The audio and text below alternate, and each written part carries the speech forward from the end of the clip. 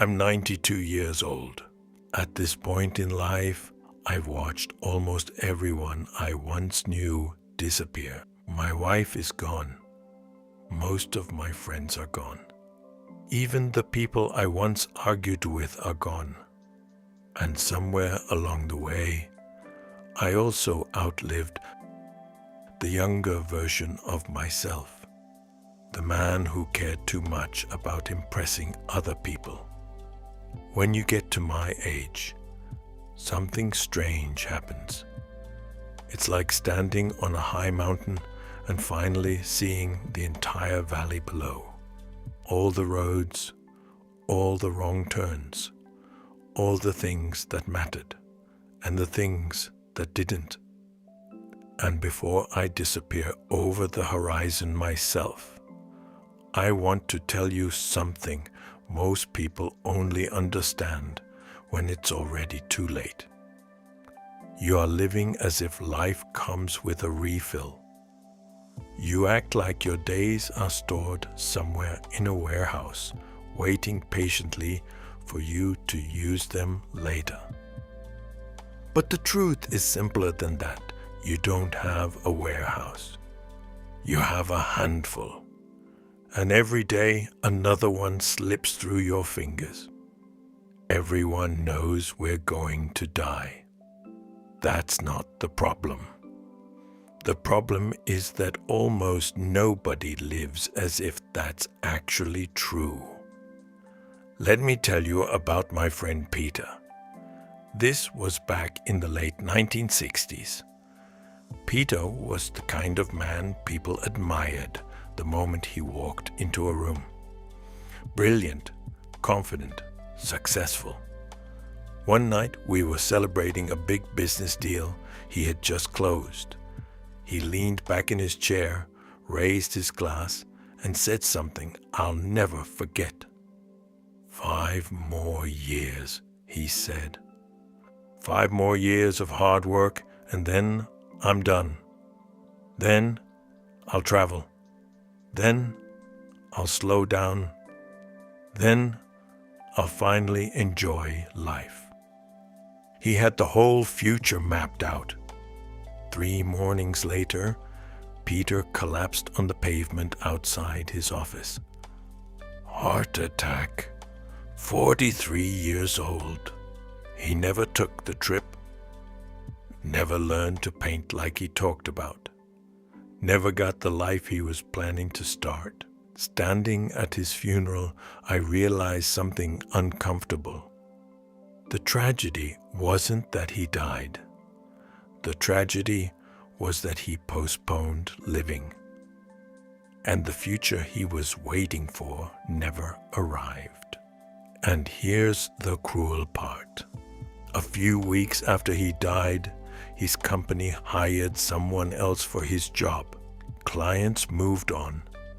Meetings continued. The machine kept running. Within a year, most people barely remembered his name. When I look around now, I see thousands of people repeating Peter's plan. I'll relax when I retire. I'll travel when work slows down. I'll call them when things aren't so busy. But life doesn't work like a calendar reminder. There is no perfect moment waiting for you. There is only the moment you are currently standing in. Everything else is a gamble. Let me tell you something else I've learned after attending more funerals than I can count. All the things you spend your life chasing eventually become someone else's problem. The houses, the cars, the expensive toys. When a person dies, strangers walk into their home and begin sorting their possessions into 3 piles. Keep, sell, throw away. Decades of effort reduced to a garage sale. You can't take any of it with you. And the truth is, most of it wasn't worth carrying in the first place. I used to own plenty of things myself. Big house, fast cars, rooms full of stuff I thought proved I had succeeded. Now I live in a quiet little room, a bed, a chair, and a photograph of my wife. And strangely enough, I feel lighter than I ever did when I owned everything. Because possessions don't stay with you. Memories do. The moments that return to me now aren't business meetings or promotions. They're simple things. Sunday mornings drinking coffee with my wife. My daughter laughing in the back seat of the car, helping a stranger push his stalled car out of the snow. Those small moments, that's the real currency of life. Everything else is paperwork. I remember one night in particular. In 1979, I won a major award for business leadership in my city. Big event, tuxedos, speeches, applause. When they handed me the trophy, I felt like I had conquered the world. Later that night, I came home carrying that award. The house was quiet. My wife was asleep. The kids were asleep. I sat alone at the kitchen table with a drink and stared at that trophy. And suddenly, the silence hit me. All the applause was gone. The people at that banquet weren't part of my life, but the people who were, I had been neglecting them for months while chasing that moment. The award is gone now, probably buried in a box somewhere.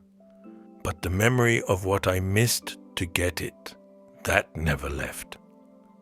Careers feel important while you're inside them.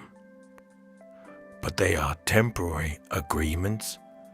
You trade hours of your life for money. And those hours never come back. If you disappear tomorrow, your employer would replace you before the flowers on your grave wilted. That's not cruelty. That's just how systems work. So don't mistake your job for your purpose. Your job is what you do. Your life is everything else. At the end of the road, the only things that remain are the things you gave away.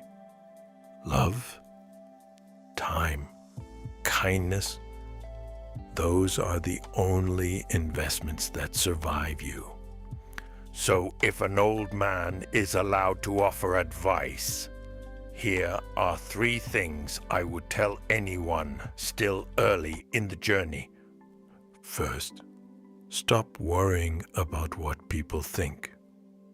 Most people are too busy worrying about themselves to analyze your life. The audience you're afraid of barely exists. So take the risk. Start the project. Ask the question. Make the call. Embarrassment fades. Regret does not. Second, remember that everything has a final chapter. One day, you will pick up your child for the last time without realizing it. One day, you will walk out of your childhood home for the last time. One day, you will share your final conversation with someone you love. When you remember that, ordinary moments stop feeling ordinary.